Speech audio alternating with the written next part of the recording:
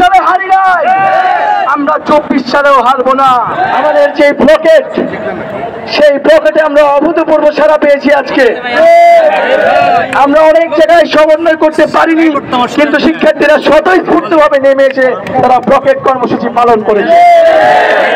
আগামী দিনে এই ব্লকেট কর্মসূচি আরো ছড়িয়ে যাবে।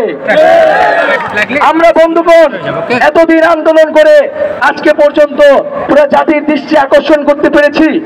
আমাদের প্রধানমন্ত্রী তিনিও এই বিষয়ে কথা বলেছেন, কিন্তু আমরা শ্রদ্ধার সাথে বলতে চাই যে কোটা সংস্কার আন্দোলন যে যৌক্তিকতা ছিল, সেই যৌক্তিকতা আমরা 18 সালেই প্রমাণ করেছি।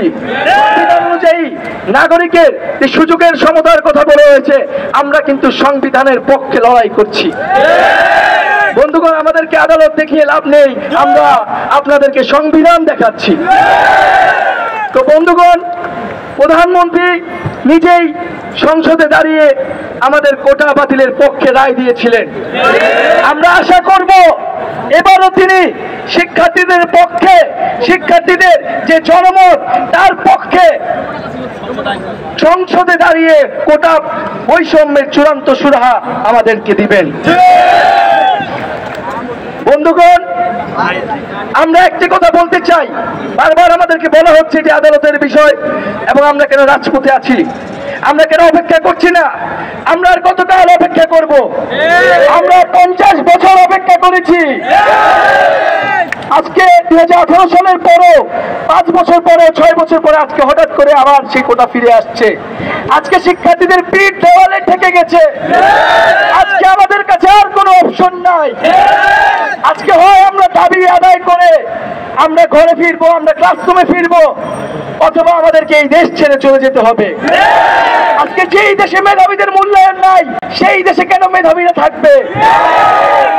বন্ধুগণ, আমরা একটা কথা বলতে চাচ্ছি, যদি আমাদের দাবি পূরণ না হয়, অন্তত আমাদের একটি দাবি যাতে পূরণ করা হয়।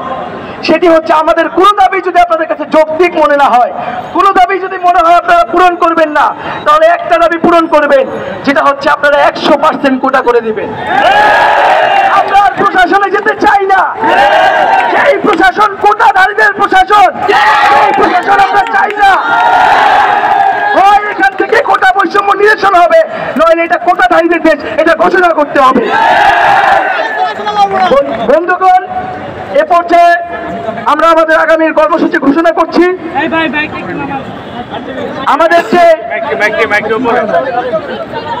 যে রবিবার থেকে আমাদের যে ছাত্র ধর্মঘট এবং ক্লাস পরীক্ষা বর্জন কর্মসূচি, সেটি অব্যাহত থাকবে অনির্দিষ্টকালের জন্য, আমরা পূর্বেই ঘোষণা করেছি।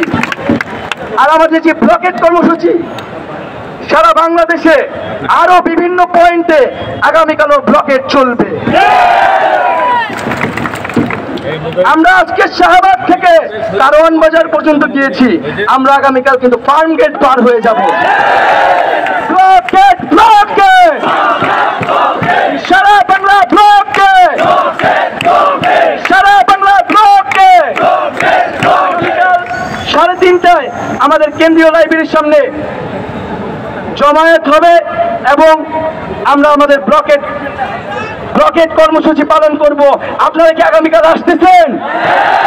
আপনারা কি হাত তুলে জানাবেন আগামীকাল আসতেছেন? দাবি আদায় না পর্যন্ত আমরা কি রাজপথে থাকবো? আমাদেরকে অবশ্যই থাকতে হবে। মনে করছে আমরা ক্লান্ত হয়ে ফিরে যাব, কিন্তু আমাদের সেটাকে ভুল প্রমাণ করতেই হবে। আমরা 52-তে হারি নাই, 66-তে হারি নাই, 71-এ হারি নাই, 18 সালে হারি নাই, আমরা 24 সালেও হারবো না। সবাইকে ধন্যবাদ জানাচ্ছি।